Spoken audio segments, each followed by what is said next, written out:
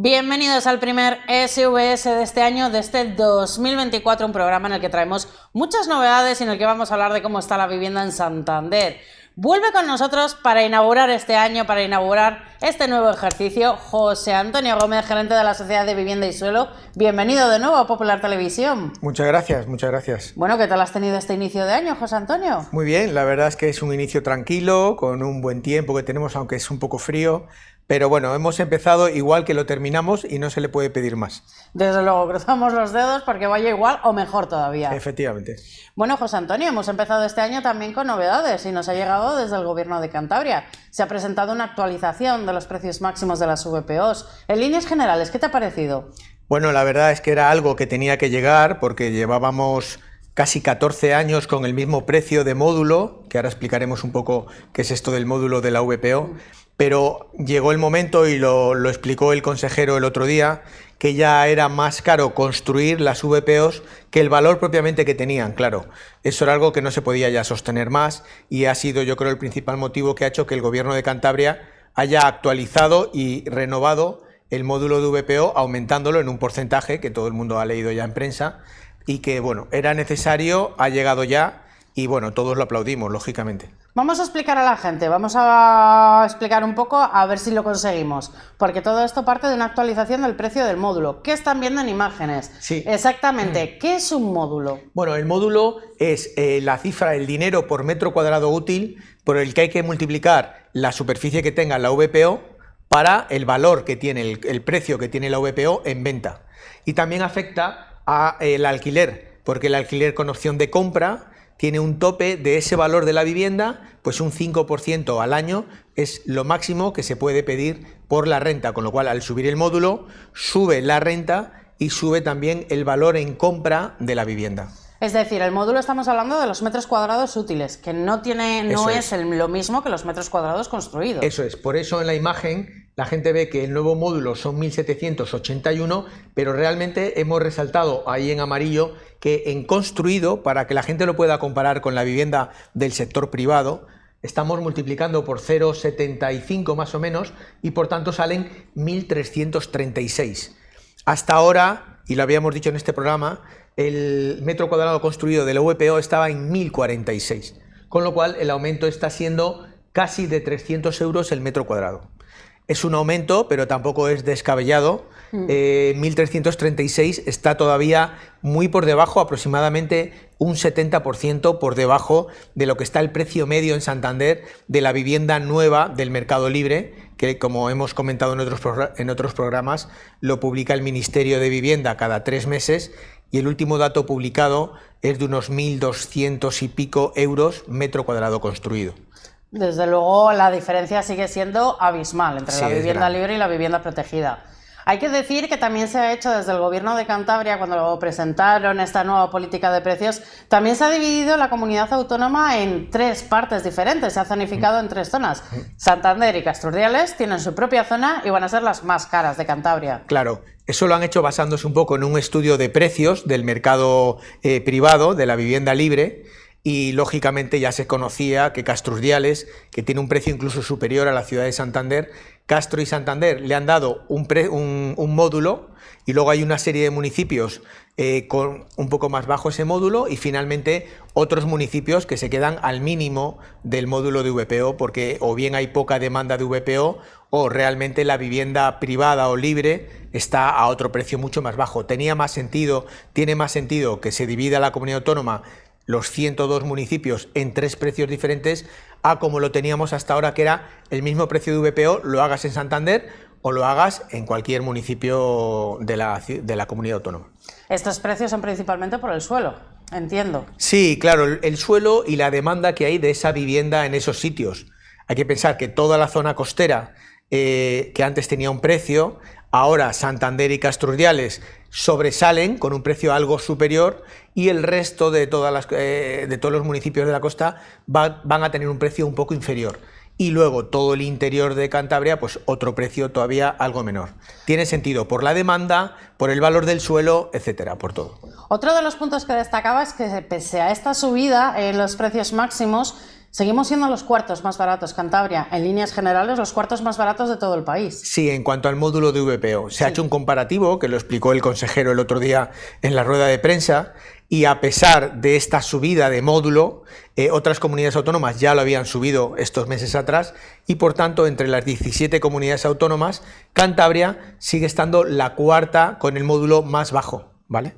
Sí, de hecho Madrid ya estaba comentando de hacer una nueva revisión de precios de las viviendas. Claro, las grandes ciudades, Madrid, Barcelona, Valencia, yo creo que la demanda de vivienda es muy alta y por tanto el precio de la vivienda es muy superior al resto de España y tienen que estar en permanente revisión y renovación de los módulos, porque además el coste de construcción en esas comunidades, en esas ciudades, es muy alto y lo que no puede pasar nunca, como estaba ya pasando aquí, era que te cueste más construir la vivienda que el valor que va a tener esa vivienda una vez construida.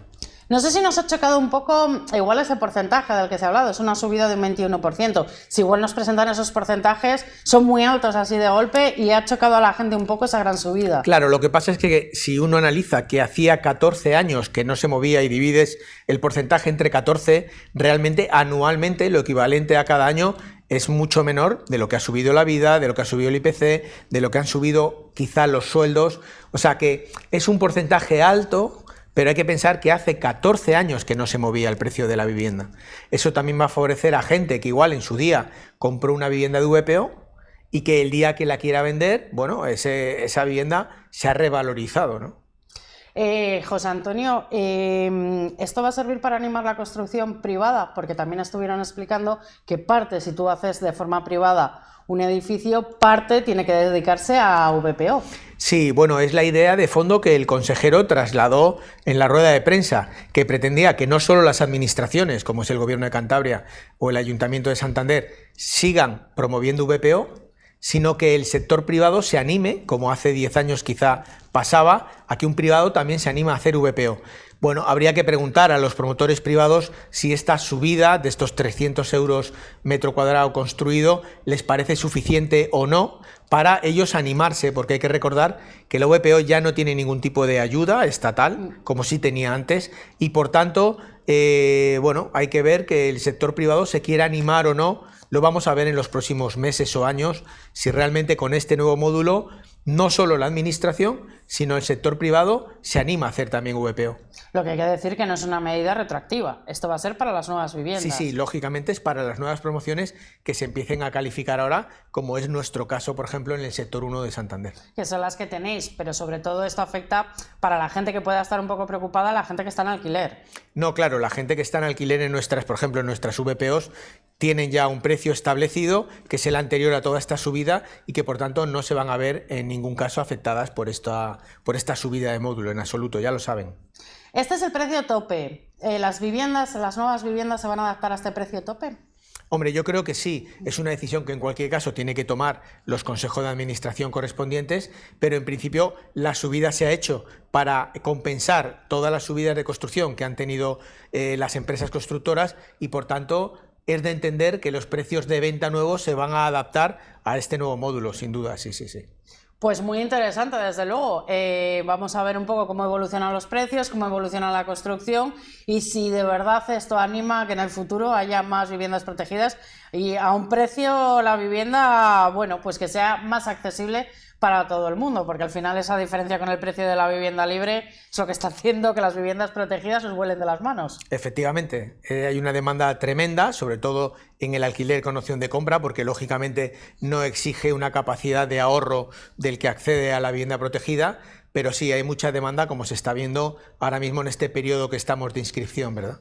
Y nunca mejor dicho, periodo de inscripción para esas viviendas en el sector 1 de la LISAL. Este va a ser el sorteo más multitudinario que se va a celebrar nunca en la historia de Santander, por la cantidad de gente ya inscrita. Sí, sin lugar a dudas. Estamos ya en datos de 4.800 más o menos los solicitantes y todavía quedan más de 2 meses hasta el 31 de marzo para que todo aquel santanderino o santanderina que quiera se apunte para nuestro sorteo.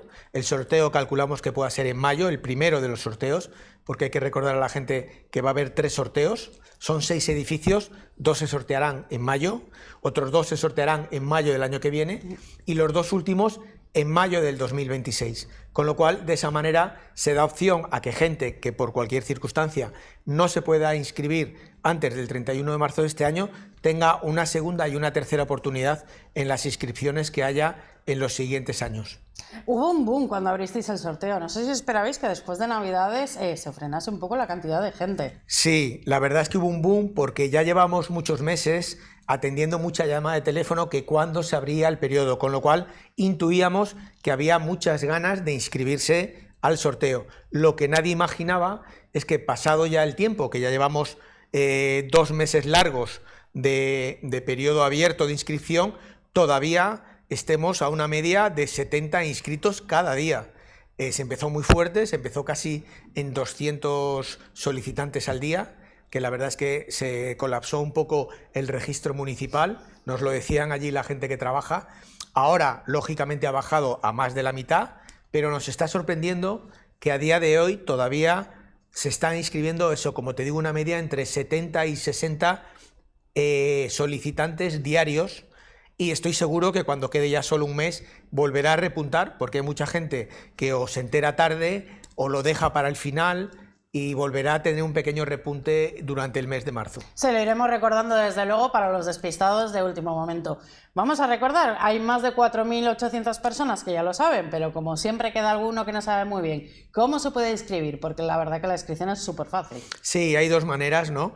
La más evidente es en la puerta del ayuntamiento. Hay una hoja que se rellena muy fácilmente con los datos personales. Simplemente, si perteneces al cupo 1, lo tienes que, o sea, el cupo de personas con discapacidad, lo tienes que marcar con una X y nada, rellenas la hoja acompañada, eso sí, de una fotocopia del DNI por ambas caras, y eso es lo que se presenta en el ayuntamiento. Eso sería la manera presencial. Hay una también digital, desde el registro del ayuntamiento también, pero vía telemática, que lo está haciendo un porcentaje de gente significativo, en el que te descargas la hoja también, la rellenas, la descargas desde la página del ayuntamiento o de SVS, la rellenas y también la envías habiendo escaneado el DNI y se presenta digitalmente. O bien de una manera o bien de otra, la gente, vamos, tiene la oportunidad de registrarse sin ningún problema. Desde luego, es que es una inscripción muy fácil, tampoco te requiere mucho tiempo, aparte de si vas presencial, el tiempo que tengas que estar ahí esperando. Eso es, tampoco se exige, porque mucha gente nos preguntaba si a priori hay que presentar ingresos, padrón. No. La verdad es que todo eso se pide una vez que se ha hecho el sorteo y te ha tocado la vivienda. Lógicamente se te pide para ver que cumples, que tienes unos ingresos mínimos que se solicitan y que no te pasas de unos ingresos máximos. Ingresos mínimos que viene a ser el salario mínimo, imagino. Efectivamente, unos 12.000 y pico euros brutos al año. Hay que decir que este año se habían reducido las exigencias de empadronamiento. Sí, se pide estar empadronado, pero no se pide un tiempo previo, como antes, que se pedía un año mínimo empadronado. De esta manera se está ganando que haya gente que se anime a empadronarse en la ciudad de Santander para poder participar del sorteo, y la verdad es que tampoco está siendo una avalancha de empadronamientos, ni mucho menos, pero estamos dando la oportunidad a gente que quizá tenga ocasión de empadronarse en Santander y poder participar de estos sorteos que de otra manera hubiera sido imposible. Desde luego, aquí atrayendo gente a Santander, atrayendo más público. José Antonio, llevamos muchos meses esperando, ¿sabemos ya cómo van a ser esos edificios? Tenemos ya... Sí, bueno, porque solamente hemos visto infografías de cómo pueden llegar a ser esos edificios. Sí, ya tenemos los 6 proyectos básicos de los 6 edificios, con lo cual ya sabemos concretamente el número de viviendas que van a ser, que son 282. El Consejo de Administración también ya aprobó por unanimidad de todos los partidos políticos cuántas van a ser en venta, cuántas van a ser de alquiler con opción de compra, incluso 15 que se van a reservar para un alquiler asequible que no va a tener opción de compra futura, sino que van a quedar siempre en alquiler. Entonces, esos números ya los tenemos. Ahora estamos en el momento en el que ya estamos solicitando en el Ayuntamiento de Santander la licencia de construcción, y paralelamente vamos a solicitar ahora ya, en estos días, al Gobierno de Cantabria la calificación provisional de VPO. Son 2 documentos que son imprescindibles para poder en mayo organizar el primero de los sorteos. Vamos a explicar a la gente un poco, por si acaso se lía, la diferencia entre una vivienda, una VPO y el alquiler asequible, para que todo el mundo tenga claro los conceptos, porque no tienen nada que ver. Sí, bueno, ambas son VPO. La diferencia es que la VPO en alquiler con opción de compra del dinero que tú vas pagando todos los meses, el 80% de ese dinero lo vas ahorrando, se podría decir, de tal manera que al cabo de los 10 años, si optas a comprar, el 80% de todo lo que hayas pagado se te va a restar del precio de la compra.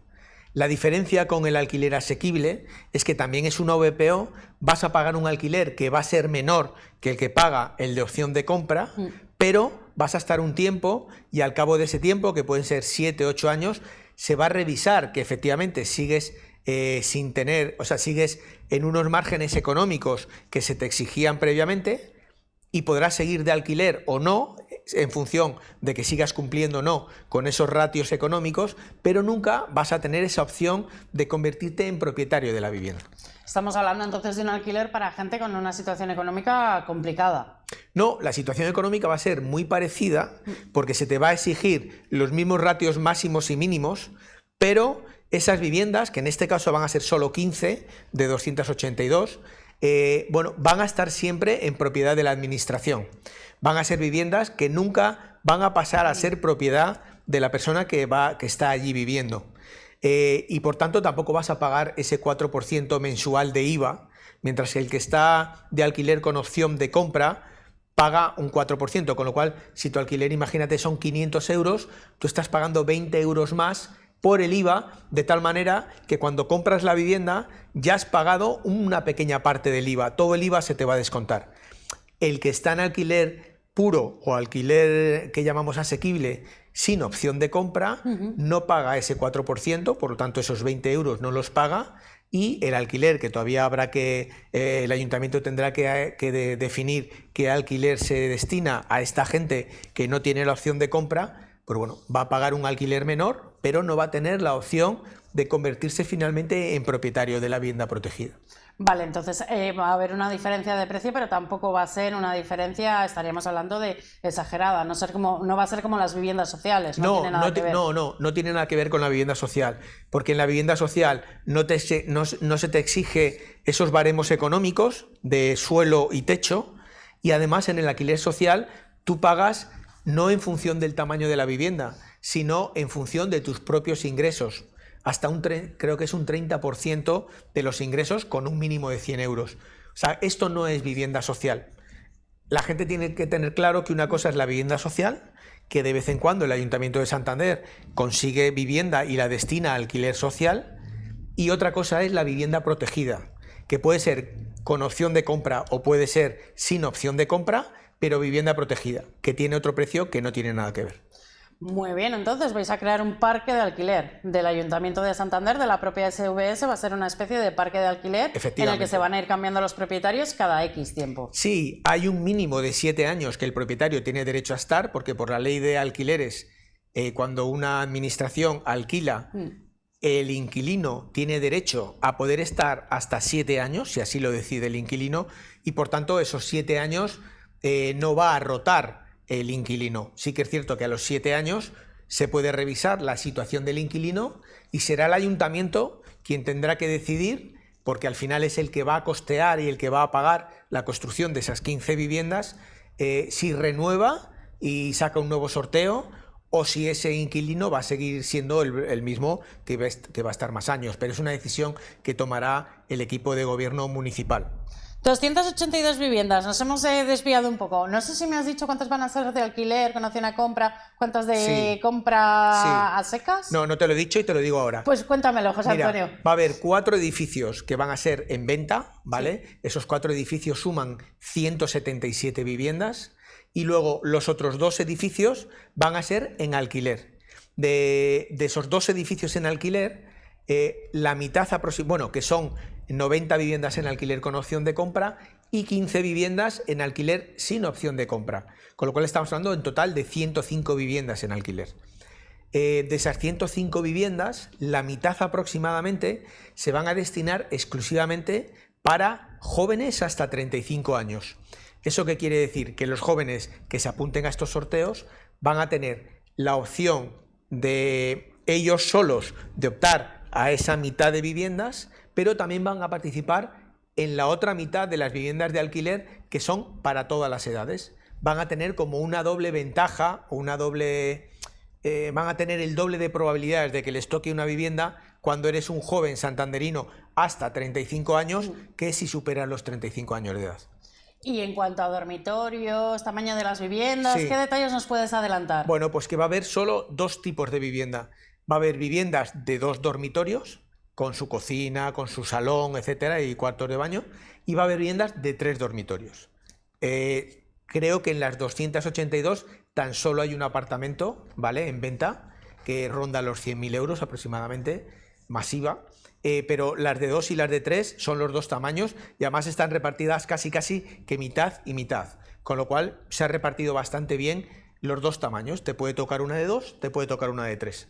Entonces habéis optado por eliminar los apartamentos. Sí, la verdad es que la figura del apartamento era la menos demandada, eran las que siempre se quedaban hacia el final, donde la gente más se pensaba si finalmente la quería o no, porque tanto en venta, que por supuesto en venta los apartamentos estaban absolutamente rechazados, el que se metía desde el principio ya a comprar no quería comprar un apartamento, pero incluso la gente que se metía al alquiler con opción de compra a 10 años, bien porque tenía una planificación de aumentar su familia y de tener hijos, entonces claro, en el momento que quieres tener hijos, el apartamento se te queda pequeño. Con lo cual, en este caso, para estas 6 promociones, para estos 6 edificios, hemos erradicado el apartamento y van a ser todo de 2 o de 3 dormitorios. ¿Y van a tener algún elemento singular, algo que las haga diferentes al resto de viviendas, estilo por ejemplo en Tabacalera, con ese gran patio circular que tienen, esa terraza superior? Bueno, la verdad es que aquí, al tener diferentes estudios de arquitectura, los 6 edificios van a diferir muchísimo unos de otros, salvo 2 que le tocó al mismo equipo de arquitectura y que por tanto van a ser mellizos o gemelos y van a ser prácticamente idénticos, y todos van a tener una forma como de L, pero eso te lo marca el sitio en el que se ubican, las parcelas. 4 edificios van a ser una L que van a formar como una gran urbanización en sí mismo, los 4, y luego va a haber los 2 edificios más pequeños, ya no son una L, son unas pastillas rectas. Pero bueno, la verdad es que lo vamos a ir viendo conforme la obra avance a partir de septiembre, si todo va bien, de septiembre de este año, y durante los 2 siguientes años veremos crecer los edificios y los iremos descubriendo, ¿no? Esta es la otra parte, la tramitación administrativa. Para que puedan comenzar las obras, cruzamos los dedos para que vayan en plazo. ¿Qué tal vais por ese lado? Tú piensas que necesitamos, como te he dicho antes, tanto los permisos municipales como los permisos del Gobierno de Cantabria con la calificación, y luego hay que sacar las obras, las 6 obras, los 6 edificios. Tenemos que hacer un consejo de administración allá por abril, aprobar unos pliegos que se presenten las empresas constructoras y que en septiembre tengamos la ocasión de que esas empresas constructoras que vayan a ejecutar estas obras comiencen de verdad y en el otoño estén ya en plena excavación de los garajes de todas esas viviendas.